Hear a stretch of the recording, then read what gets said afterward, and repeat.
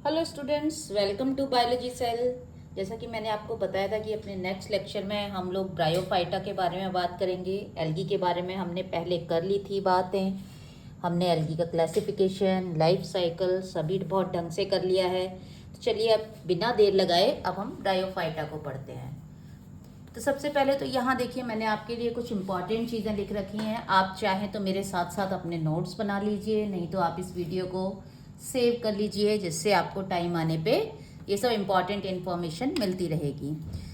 तो जो ब्रायोफाइट्स हैं वो नॉन वेस्कुलर प्लांट्स हैं। नॉन वेस्कुलर कहने का मतलब है बच्चों, यहाँ पे इस सेंटेंस का मतलब है कि इनमें जाइलम और फ्लोएम नहीं मिलने वाले हैं, तो इसलिए नॉन वेस्कुलर प्लांट्स है। जाइलम और फ्लोएम मिलने की बहुत ज़्यादा देखो ऐसी कोई ज़रूरत भी नहीं है।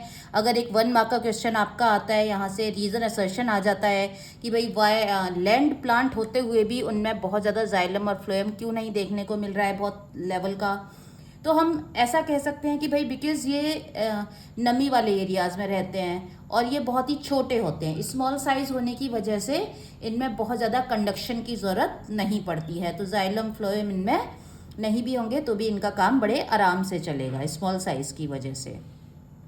और अगर मैं आपको एक बहुत ही पते की बात बताऊं तो ऐसा बिल्कुल भी नहीं है कि जाइलम फ्लोएम जैसा कुछ नहीं मिलेगा। यहाँ पे ना आपको जो ब्रायोफाइटा में एक बड़ी मज़ेदार बात है, यहाँ पे मिल रहा है लैंड प्लांट जैसा सब कुछ, लेकिन वो कुछ जैसा मिल रहा है, मतलब लाइक उसके जैसा, यानी कि जाइलम और फ्लोएम के जैसे कुछ सेल्स उनके जैसे फंक्शन करती हैं। तो एक तरह से हम कह सकते हैं कि क्योंकि ये सबसे फर्स्ट टेरेस्ट्रियल प्लांट है, यानी कि लैंड पे रहने वाले प्लांट हैं, तो जब सबसे पहले लैंड प्लांट होंगे तो उनमें जाइलम फ्लोएम की बहुत ही प्रिमिटिव स्ट्रक्चर्स आएंगी, मतलब उनके जैसा कुछ कुछ सेल्स, काम करने वाली सेल्स तो मिलेंगी उनके थैलस में, बट प्रॉपर जाइलम फ्लोएम ना मिलने की वजह से हम इनको नॉन वेस्कुलर टिश्यू कहते हैं। दूसरा, ये एम्फीबियन ऑफ प्लांट किंगडम कहलाते हैं। ये तो आपको बच्चों बिल्कुल ना रट लेना है ये चीज़। इसका मैं रीज़न बता देती हूँ। बिकॉज ये लैंड में भी लैंड पर रहते हैं, टेरेस्ट्रियल हैं, मिलेंगे आपको लैंड पे, ठीक है, एकदम एक्वाटिक पानी में नहीं मिलेंगे आपको। प्लस अब तो फिर एम्फीबिया तो देखो लैंड और वाटर दोनों में रह रहा है, तो भाई लैंड पे रह रहे हैं तो पानी की क्या आवश्यकता है। तो बच्चों यहाँ पे बहुत ही इम्पॉर्टेंट आपका एक क्वेश्चन बन जाता है यहाँ पे कि ये लैंड पे रहते हैं बट स्टिल इनको पानी की ज़रूरत होती है। और किस लिए ज़रूरत होती है इनको पानी की? इनको पानी की ज़रूरत होती है फर्टिलाइजेशन के लिए। तो ये इसका जवाब हो गया बहुत ही छोटा सा। Still need water for fertilization. Although they live on the land, they are the terrestrial, but they still need the water for the fertilization. That's why they are called the amphibian of the plant kingdom. अब ये bryophyte क्योंकि देखो पहली बार land पे आए हैं, तो इनमें पहला पहला क्या मिलने वाला है? तो सबसे पहले ब्रायोफाइट में ये फर्स्ट, आप कह सकते हैं कि ये फर्स्ट टेरेस्ट्रियल प्लांट है। क्या है ये? पहले टेरेस्ट्रियल प्लांट है, लैंड पे रहने वाले, और ये फर्स्ट एम्ब्रियोफाइट्स हैं। एम्ब्रियोफाइट्स का मतलब है बच्चों कि इनमें जाइगोट डिवाइड होने के बाद एम्ब्रियो जैसी स्ट्रक्चर, एम्ब्रियो जैसी संरचना बनाएगा, तो इसलिए ये फर्स्ट एम्ब्रियोफाइट है। तो ये चार चीज़ें तो आपको बिल्कुल रट लेनी है इनके बारे में। अब हम आइए फटाफट से इनकी बात कर लेते हैं कि कहाँ रहते हैं, कैसे होते हैं। चलो, तो देखिए हैबिटाट की अगर मैं बात करूं तो बिल्कुल कूल ठंडी जगह रहेंगे, डैम्प जगह, मॉइस्चर जहाँ होगा बिल्कुल वहाँ रहना पसंद करेंगे, क्योंकि इनको फर्टिलाइजेशन नहीं होगा तो जनरेशन नहीं बनेगी ना, और जनरेशन नहीं बनेगी तो फिर क्या फ़ायदा।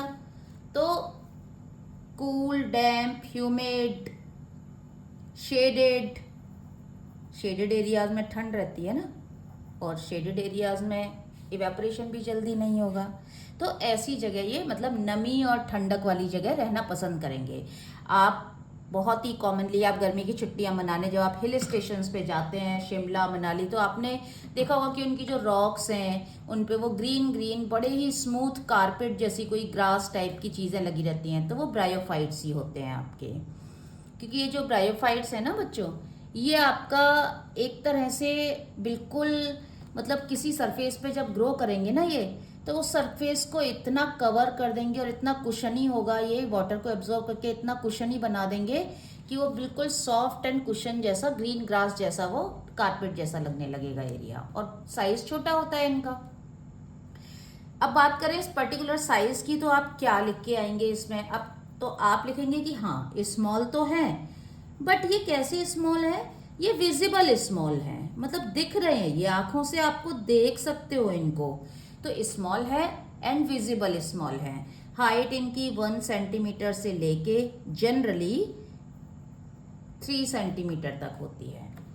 यहीं पे मैं आपको एक नीट वाले बच्चों के लिए एक छोटा सा सवाल करवा देती हूँ। अगर कोई पूछे आपसे कि भाई सबसे टॉलेस्ट, सबसे बड़ा लंबा कौन सा ब्रायोफाइट है, तो डेफिनेटली देखो टॉलेस्ट जो होगा तो वो मॉस में ही आएगा, ठीक है। तो सबसे टॉलेस्ट जो ब्रायोफाइट है वो मॉस का है और उसका नाम है डाउसोनिया, DAWSONIA। ये 50 सेंटीमीटर तक बढ़ जाता है। इमेजिन कर लीजिए आप, 50 सेंटीमीटर का मतलब हो गया कि आधा मीटर हो गया आपका, ठीक है। और सबसे शॉर्टेस्ट, सबसे छोटा, अगर कोई कहे पूछे आपसे कि भाई सबसे छोटा ब्रायोफाइट कौन सा है, तो दैट इज ज़ूपसिस। डाउसोनिया सबसे बड़ा और ज़ूपसिस सबसे छोटा। और ज़ूपसिस इतना छोटा है कि आप ये देखिए, ये 0.5 सेंटीमीटर, मतलब पूरा 1 सेंटीमीटर भी नहीं बना पाएगा आपका। अगर आपको बहुत ज़्यादा आइडिया लेना है, आप स्केल पे देखिए 1 सेंटीमीटर उसका हाफ कीजिए, आपको पता चल जाएगा कितना छोटा सा रहेगा। तो ये बात हो गई इनके साइज की। अब बात करेंगे हम इनकी बॉडी टाइप, बॉडी स्ट्रक्चर की, इनकी बॉडी किस तरह से। तो इनकी बॉडी होगी तो बच्चों इनकी बॉडी भी थैलॉइड ही होगी, और थैलॉइड के साथ में इनकी बॉडी थैलॉइड से लेके, इनमें बड़े वेरिएशन है, थैलॉइड से लेके लीफी तक भी ये मिल जाते हैं। मतलब मॉस में लीफी आपको मिलेगा, थोड़ा थोड़ा ऐसा लगेगा जैसे कोई अच्छा सा घना सा पेड़, उसकी एक ब्रांच तोड़ लो, बिल्कुल छोटी सी, नहीं बिल्कुल ऐसा लगने लगेगा आपको। अब इनका जो थैलस है, वो थैलस इनका कैसा है? मोर एडवांस है, थोड़ा ज़्यादा एडवांस है। मतलब एल्गी और फंजाई भी थैलॉइड ही है ना, तो लेकिन इनका जो थैलस है उनसे ज़्यादा एडवांस है। क्यों एडवांस है? क्योंकि देखो आपको एल्गी के थैलस में रूट्स, राइजोइड्स ऐसा कुछ बहुत ही कम देखने को मिलेगा, ज़्यादातर थैलस में नहीं होता है। बट इनके में जो आपके थैलस है उसमें रूट लाइक स्ट्रक्चर मिलेंगी। मैंने आपको अभी अभी बताया ना, यहाँ पे सब कुछ लाइक में बहुत चलेगा, non vascular, vascular like tissue मिल रहे हैं लाइक, लेकिन एक्चुअली वेस्कुलर टिश्यू नहीं है। ऐसे ही रूट का काम करने वाले कुछ hair like, thread like structures मिल रही हैं, बट वो एक्चुअली रूट नहीं है, रूट लाइक है, और उनको हम कह रहे हैं राइजोइड्स। तो राइजोइड्स मिल रहे हैं इनमें, जो कि वही देखो अब लैंड पे आ गए ना बच्चों, तो लैंड पे इनको अटैचमेंट के लिए कुछ चाहिए ना, लैंड तो सॉलिड है, तो लैंड पे अटैचमेंट के लिए राइजोइड्स का होना जरूरी है।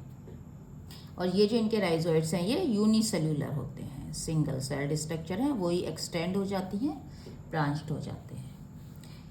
ऐसे ही इनमें स्टेम तो नहीं मिलेगा proper, but stem like structure मिलेगी, और इनके स्टेम को हम कॉलॉइड कहते हैं। और इसी तरह से इनमें लीफ लाइक मिलेगा। अब आपको लगेगा कि मैम आपने सब लाइक लाइक बोला है, लेकिन लीफ तो हमें दिखती हैं, तो फिर आपने लीफ लाइक क्यों बोला है?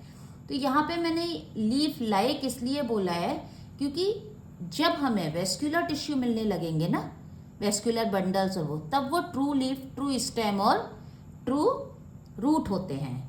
तो यहाँ पे क्योंकि नॉन वेस्कुलर हैं, तो इसलिए वो रूट लाइक, लीफ लाइक, मतलब फोटोसिंथेसिस करेंगी, ग्रीन कलर की होंगी, बट उनमें वेस्कुलर बंडल्स नहीं होने की वजह से हमने, they are not the true leaf. और लीफ लाइक स्ट्रक्चर्स कैसी होती हैं? इनकी लीफ जो होती है वो स्पाइरल अरेंजमेंट में होती है। स्पाइरल का मतलब ऐसे समझिए, जैसे आप एक धागा लेंगे और उस धागे पे पत्तियां लगा दीजिए, ठीक है। एक धागा लीजिए लंबा, उससे पत्तियां लगा दीजिए, और उस धागे को यहाँ से ऐसे गोल गोल चलाइए। अब यहाँ से इसके चारों तरफ वाइंड करिए, तो ऐसे ऐसे करके जाएगा, तो पत्ती का क्या अरेंजमेंट होगा? तो that is spiral arrangement. Then उसके बाद ये बात हो गई आपकी थैलस की। और इनका जो थैलस है वो ऐसा नहीं है कि सभी में थैलॉइड है। एडवांस तक मोसिस तक आते आते जो थैलॉइड स्ट्रक्चर है वो लीफी स्ट्रक्चर में कन्वर्ट हो जाएगी। अब बात करेंगे लाइफ साइकिल कि ये किस तरह से रिप्रोडक्शन करते हैं। हालांकि मैं इनकी लाइफ साइकिल के बारे में एक अलग से बनाऊंगी वीडियो, क्योंकि ये एक बहुत ज़्यादा इम्पॉर्टेंट टॉपिक है जो मुझे लगता है कि आप सभी को समझना चाहिए, क्योंकि अगर आपने ये नहीं समझा तो आप कभी भी ब्रायोफाइट और टेरिडोफाइट में डिफ्रेंशिएट नहीं कर पाएंगे और आपको प्लांट किंगडम का एवोल्यूशन समझने में थोड़ा कंफ्यूजन रहेगा। तो मैं यहाँ शॉर्ट में आपको बता देती हूँ कि सबसे पहले तो यहाँ पे इनमें लाइफ साइकिल में एसेक्सुअल रिप्रोडक्शन भी रहेगा। रिप्रोडक्शन कैसे करेंगे, ये एसेक्सुअल भी करेंगे और सेक्सुअल रिप्रोडक्शन भी करेंगे। जैसे कि एसेक्सुअल रिप्रोडक्शन की बात करें तो रिक्शिया, मार्केंशिया में अगर हम बात करें तो आपकी बुक में भी देखेंगे ना, जब तो आपको देखिए बुक में ना रिक्शिया, मार्केंशिया इस तरह से दिखाए गए होंगे, ऐसे लीफी टाइप के ये, क्योंकि इनका जो थैलस है वो डॉर्सोवेंट्रली फ्लैटन है, मतलब ऐसे चपटा है बिल्कुल पत्ती की तरह, पालक की पत्ती जैसे आपकी रहती है स्पिनिच लीफ, कोई भी लीफ देख लीजिए। और यहाँ से इनके राइजोइड्स निकले रहेंगे साइड से। तो यहाँ पे इनके कुछ स्पेशलाइज स्ट्रक्चर्स होती हैं और ये कहलाते हैं गैमा कप। और ये जो गैमा कप हैं ये इनकी एसेक्सुअल रिप्रोडक्शन, इनमें माइटोस्पोर्स बनते हैं, माइटोसिस के थ्रू स्पोर्स बनते हैं, वो जर्मिनेट करते हैं और ये कहलाता है गैमा कप। तो यानी कि गैमा कप के थ्रू फ्रेगमेंटेशन, अब जहाँ जहाँ ये टूटेगा, थैलस डिवाइड होगा, जहाँ जहाँ डेथ एंड डिके होगी, तो वहाँ अगर उसमें गैमा कप होंगे तो ये सब ड्राई हो जाएगा, गैमा कप जर्मिनेट होकर नया बना लेगा आपका। देन फ्रेगमेंटेशन के थ्रू बहुत ही कॉमनली मेथड है, क्योंकि इनमें क्या होता है कि इनकी जो थैलस है या जो लीफ जब निकलेंगी तो इनका जो स्टेम है ना, इनका स्टेम बच्चों डाइकोटोमसली ब्रांच्ड होता है। ये मैं आपको यहाँ पे समझा देती हूँ क्योंकि इसका बहुत बड़ा रोल इसके रिप्रोडक्शन में रहेगा। कैसे, देखिए, डाइकोटोमसली ब्रांच का मतलब है कि एक ब्रांच उससे दो निकलेंगी, फिर एक ब्रांच उससे दो निकलेंगी, फिर एक ब्रांच उससे दो, फिर एक से दो। दिस इज डाइकोटोमस, यानी कि एवरी वन डाइकॉट में बनना है, मतलब दो इसके पोर्शंस हो जाएंगे। तो ये हम जब मैं आपको रिप्रोडक्शन कराऊंगी तब इसकी इंपॉर्टेंस बताऊंगी वहाँ पर। तो अगर हम लाइफ साइकिल पे अगेन हम अपने टॉपिक पे दोबारा आते हैं, लाइफ साइकिल की बात करें तो एसेक्सुअल और सेक्सुअल दोनों मिलेगा, लेकिन लाइफ साइकिल में जब हम करेंगे तो सेक्सुअल लाइफ साइकिल में करेंगे।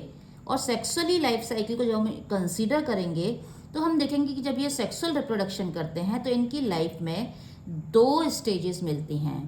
एक जो स्टेजेस होती है वो है बच्चों हैप्लॉइड स्टेज, यानी कि वहाँ पे अनपेयर्ड क्रोमोसोम होंगे, और दूसरी स्टेज मिलती है बच्चों डिप्लॉइड स्टेज। डिप्लॉइड स्टेज हालांकि थोड़े कम टाइम के लिए रहती है या ऑलमोस्ट हैप्लॉइड के बराबर रहती है, और हैप्लॉइड स्टेज हो सकता है थोड़ी ज़्यादा टाइम के लिए हो। अगर किसी को भी स्पोरोफाइट गैमेटोफाइट में दिक्कत हो रही है तो मेरा स्पोरोफाइट और गैमेटोफाइट वाला लेक्चर लगाइए, आपके सारे कन्फ्यूज़न दूर हो जाएंगे। तो जो हैप्लॉइड है यानी कि उसे हम डेफिनेटली गैमेटोफाइट कहेंगे, और जो डिप्लॉइड है वो कहलाएगा स्पोरोफाइट। यहाँ पे बच्चों ये जो स्पोरोफाइट है ना, ये डिपेंडेंट होता है गैमेटोफाइट पे। स्पोरोफाइट डिपेंडेंट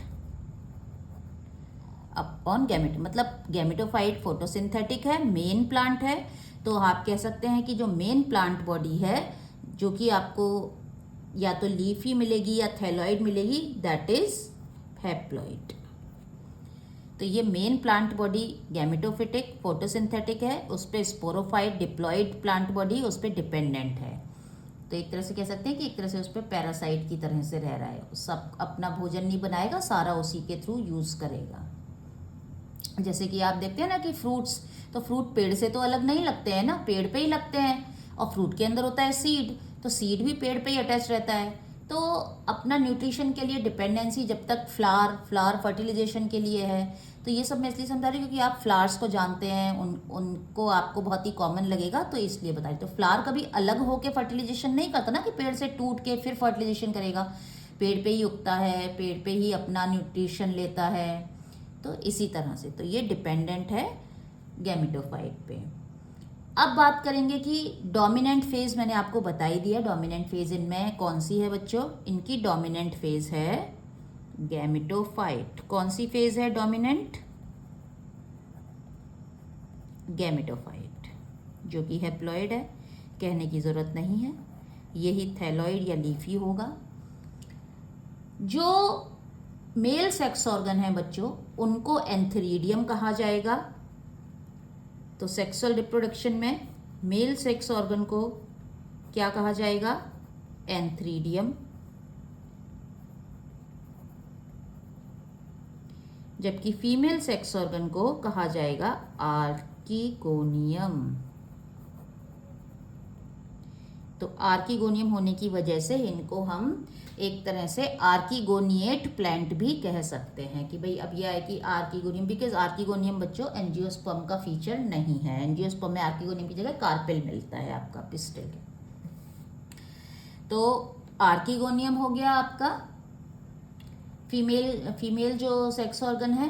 दोनों ही सेक्स ऑर्गन्स बच्चों जैकेटेड होते हैं, मतलब प्रोटेक्टिव लेयर होगी और मल्टी लेयर होगी। तो वो जैकेट जैसा का, विंटर्स होती तो आप अपने आप को प्रोटेक्शन करने के लिए जैकेट पहनते हो ना मोटी, तो ये भी एनवायरनमेंट से प्रोटेक्शन रखने के लिए अपना सेल की एक प्रोटेक्टिव लेयर बनाते हैं, जिसे आप जैकेट उसके चारों तरफ रहता है।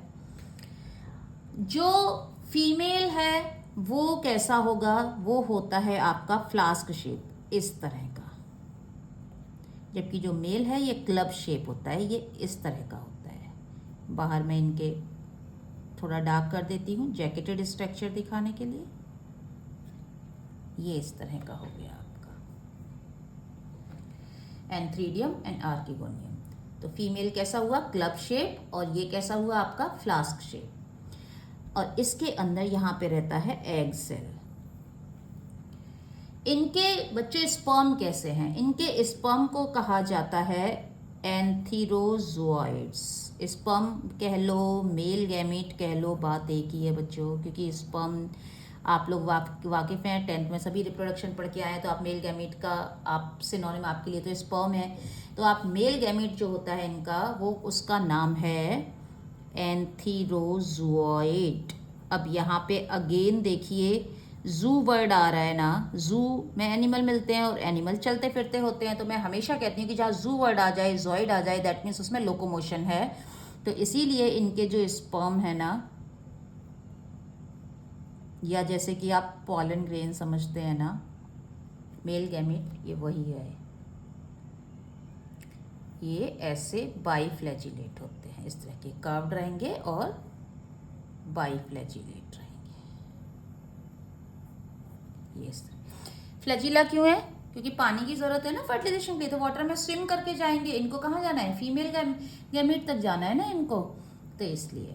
और जो इनका गैमेटोफाइट है बच्चों, ये चाहे वो थैलॉइड है या लीफी, जो भी गैमेटोफाइट है इनका, वो गैमेटोफाइट मॉसिस में अगर देखा जाए तो मैं आपको बताऊंगी कि उसकी 2 स्टेजेस होती हैं। जब हम उनकी क्लास की बात करेंगे तो ये मैं आपको अभी नीचे थोड़ी देर में बताने वाली हूँ।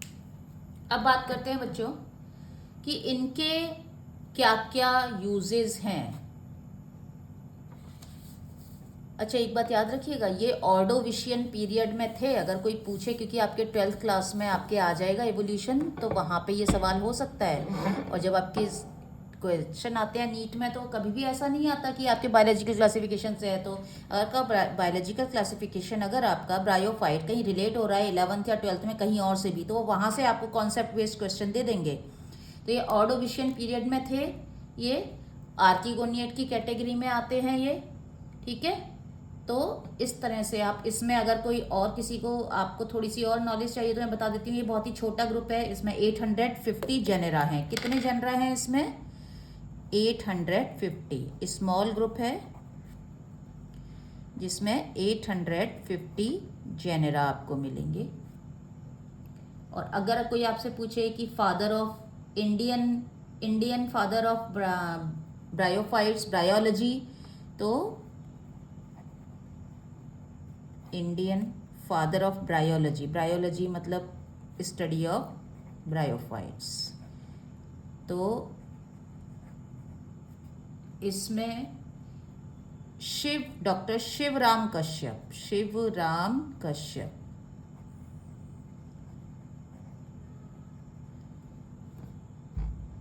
And they are very sensitive to air and water pollution, bryophytes. वैसे भी जितने जो लिचेंस, ब्रायोफाइट्स, ये सब बड़े सेंसिटिव होते हैं, बहुत छोटे प्राणी होते हैं प्लांट किंगडम में, तो काफ़ी सेंसिटिव होते हैं। जरा सा इनका पानी का पॉल्यूशन हुआ, एयर का पॉल्यूशन हुआ, तो ये वहाँ से हटने लग जाते हैं। अब हम बात करते हैं बच्चों इसकी इकोनॉमिक इम्पॉर्टेंस की। तो इकोनॉमिक इम्पॉर्टेंस के लिए मैं आपको सबसे पहला जो इनका काम है वो ये क्या करते हैं, सॉइल बाइंडर का काम करते हैं, यानी कि आपके सॉइल इरोजन को रोकेंगे, पहली बात तो। दूसरी बात, अगर कहीं कोई वेजिटेशन नहीं है, बिल्कुल बेयर है रॉक पे, तो अगर वहाँ पे कॉलोनाइजेशन करना है, कॉलोनी बनानी है, या कोई प्लांट वगैरह आएंगे, मतलब वहाँ लाइफ स्टार्ट करनी है, वहाँ पे बिल्कुल इनऑर्गेनिक है, वहाँ पे ऑर्गेनिक नहीं है, कुछ भी लाइफ स्टार्ट नहीं है, बायोलॉजी नहीं है, तो ये सबसे पहले प्राणी होते हैं पायोनियर कम्युनिटी बनाने वाले। तो यानी कि ये किसी बेयर जगह को वहाँ पे हैबिटेट बनाते हैं, तो रीस्टोर हैबिटेट, क्योंकि बहुत ही कम छोटे प्लांट होते हैं, बहुत ही कम रिक्वायरमेंट होती है ना इनकी, तो इसलिए। देन न्यूट्रिएंट साइकिल में इनका बहुत इम्पॉर्टेंट रोल है। स्फैग्नम तो बहुत ज़्यादा पीट के जैसे यूज़ होता है, peat quality of coal sphagnum. Sphagnum क्या है एक्चुअली, बहुत ही छोटा छोटा सा ऐसे पत्ती वाला है, तो वो बिल्कुल जब ग्रो करता है ना सॉइल पे, तो पूरा उसे कवर कर लेता है, तो बिल्कुल ऐसे लगता है जैसे कारपेट। और जब वो सूखता है तो वो थिक बन जाता है और ड्राई हो जाता है। जब ड्राई हो जाता है तो वो पीट क्वालिटी का आपका कोल बन जाता है। तो इसीलिए जो स्फैग्नम है उसे हम क्या कहते हैं, पीट मॉस भी कहते हैं स्फैग्नम को। और जब ये सॉइल में जिस एरिया में रहता है, जब ये ग्रीन कलर का पूरा उसको शीट बन जाती हैं बड़ी बड़ी, तो उसको बॉग भी कहते हैं इस स्ट्रक्चर को। लैंड मतलब किसी ज़मीन पे जब स्फैग्नम खूब सारा ग्रो हो जाए सॉइल पे और पूरे लार्ज एरिया को कवर कर ले, तो उसे बीओजी बॉग भी कहते हैं। क्योंकि क्या होगा ना, मॉइस्चर लेंगे तो वो चीज़ दलदल जैसी थोड़ी थोड़ी गीली गीली रहेगी, और बिल्कुल क्या होगा, छोटी छोटी सी ग्रासेस जैसे हैं। और कम्प्लीटली ड्राई होने के बाद तो वो पीट केक्स बना लेगा। साथ ही स्फैग्नम का यूज़ वुंड की ड्रेसिंग के लिए रहता है।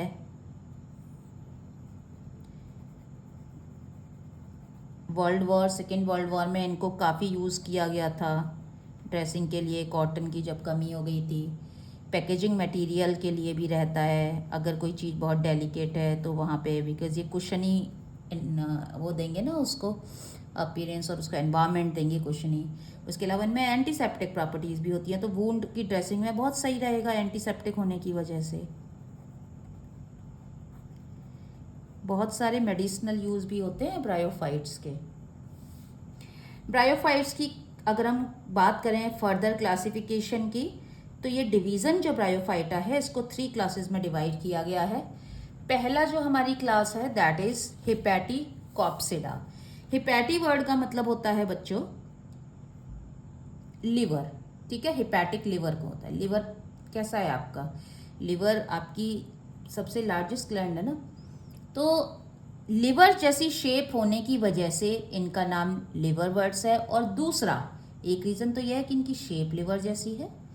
दूसरा रीज़न ये है कि बहुत पुराने ज़माने में इनको लिवर ड्रग्स के रूप में इस्तेमाल किया जाता था, तो इसलिए इनको हिपैटिकॉप्सिडा कहते हैं, लिवर बर्ड्स को। तो किसका अदर नेम है ये, लिवर बर्ड्स का। कौन कौन आते हैं इसमें, इसका थैलस कैसा होगा, डोर्सो वेंट्रली फ्लैटन होगा,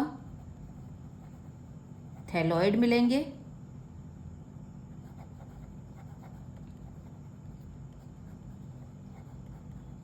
थैलॉइड गैमेटोफाइट होगा इनमें,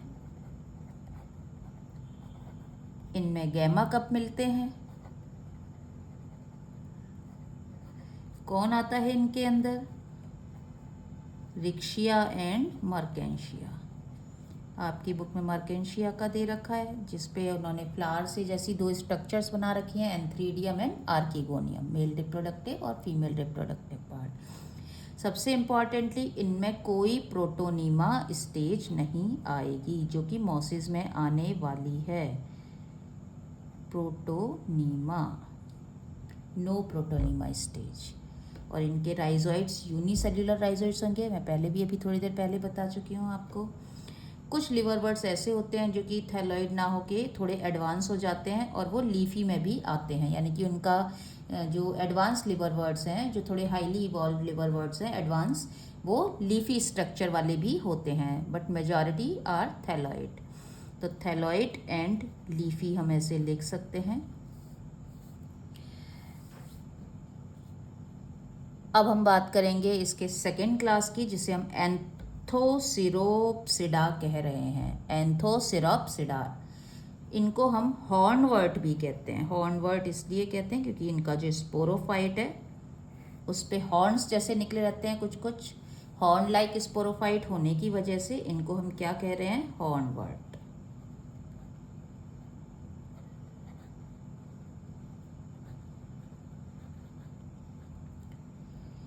इसकी एग्जाम्पल्स एंथोसिरोस, यहीं से निकलेगा एंथोसिरोस।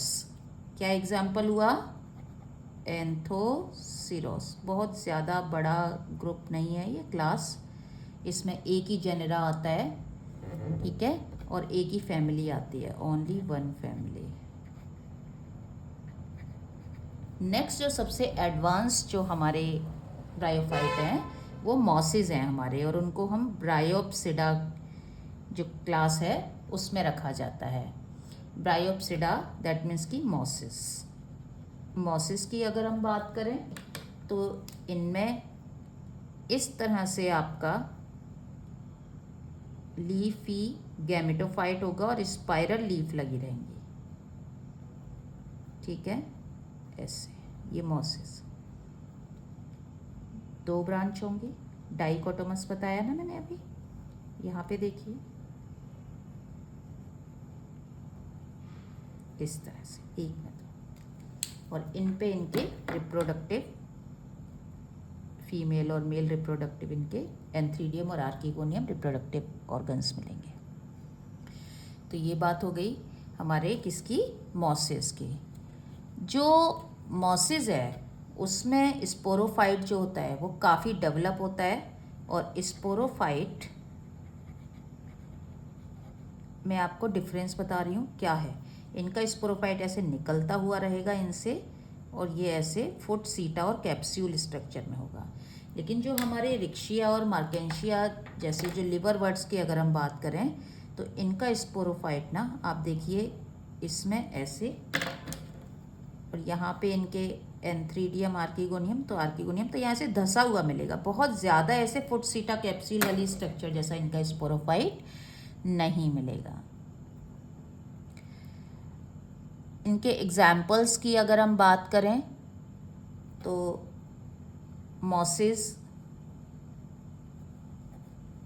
स्फैग्नम आप लिख सकते हैं, जिसके मैंने अभी आपको बहुत सारे आपको यूजेस बताए हैं इनके। चलो अब बात करते हैं, क्योंकि हमने कहा ना कि ये आपके एम्फीबियन ऑफ प्लांट किंगडम है, पहले लैंड प्लांट है, तो पहले लैंड प्लांट है तो इनकी कुछ ना कुछ खासियत तो होनी चाहिए ना भाई, जो इनको सबसे अलग बना रही है। क्योंकि पहले लैंड प्लांट है तो लैंड पे आने के लिए इन्होंने क्या क्या चेंजेस किए हैं एल्गी से, क्योंकि ये आपका एक 1 या 2 मार्क का क्वेश्चन बड़े आराम से बोर्ड वाले दे सकते हैं।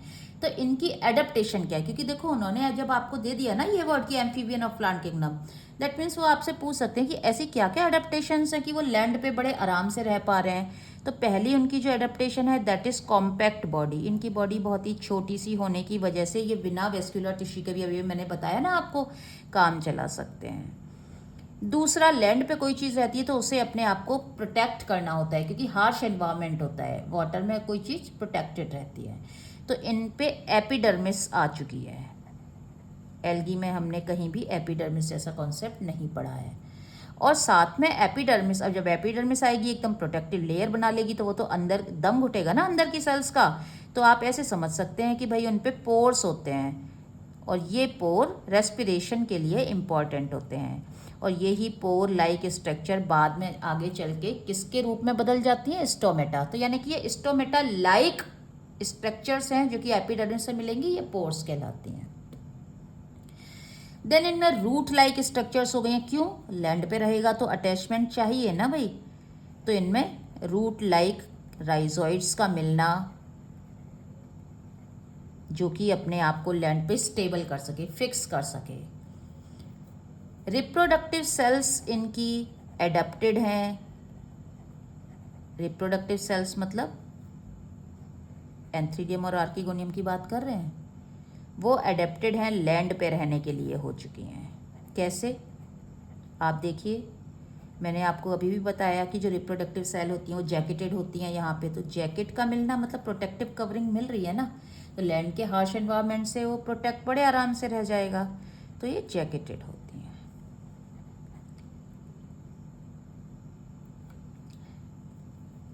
देन इनके जो स्पोर्स हैं, जब ये स्पोर बनाएंगे और जो जर्मिनेट होंगे तो इनके स्पोर विंड से डिस्पर्स हो जाते हैं। तो विंड के थ्रू, हवा के थ्रू इधर उधर चले जाते हैं। तो विंड डिसेमिनेटेड स्पोर्स हैं इनके। और लास्टली आप क्या लिख सकते हैं? लास्टली आप लिख सकते हैं कि जो जाइगोट है वो अंदर ही रहता है फीमेल रिप्रोडक्टिव के, काफ़ी डेवलप होता है, एम्ब्रियो बनाता है। तो एम्ब्रियो फॉर्मेशन अपने आप में एक लैंड की एडेप्टेशन है। आइदर एम्ब्रियो फॉर्मेशन लिख दें या ऐसे लिख दीजिए zygote retention in female reproductive organ, या zygote is contained. Retention word अगर आपको टफ लग रहा है तो आप लिख लीजिए zygote is zygote contained in या protected in female reproductive organ unless it forms the spore या it disseminate the spore through wind, ऐसे आप लिख सकते हैं। तो यहाँ पे आपका एक छोटा सा क्वेश्चन भी मैंने कवर करवा दिया। तो इस तरह से हमारा ये ब्रायोफाइट्स कवर हो गया, जिसमें आज हमने उसके जनरल कैरेक्टरिस्टिक्स पढ़े ब्रायोफाइट्स के और हमने उसकी क्लासेस पढ़ी। नेक्स्ट लेक्चर में मैं आपको ब्रायोफाइट्स का बताऊंगी कि किस तरह से ये जो अल्टरनेशन ऑफ जनरेशन यहाँ पे हमने पढ़ा ना कि हैप्लॉइड और डिप्लॉइड में घूमते रहते हैं गैमेटोफाइट स्पोरोफाइट में, तो लाइफ साइकिल में यानी कि इनमें अल्टरनेशन ऑफ जनरेशन मिल रहा है। तो ये अल्टरनेशन ऑफ जनरेशन किस तरह काम करता है और किस तरह रिप्रोडक्शन होता है, किस तरह ये अपने बेबी गैमेटोफाइट्स बनाते हैं, अपनी प्रोजेनी को आगे बढ़ाते हैं। तो बने रहिए हमारे साथ और बहुत ही जल्द मैं इसका नेक्स्ट वीडियो भी लाने वाली हूँ। वीडियो को लाइक, शेयर और सब्सक्राइब करना मत भूलिए, और अगर आपको लगता है कि इम्पॉर्टेंट है तो सेव भी कर लीजिएगा।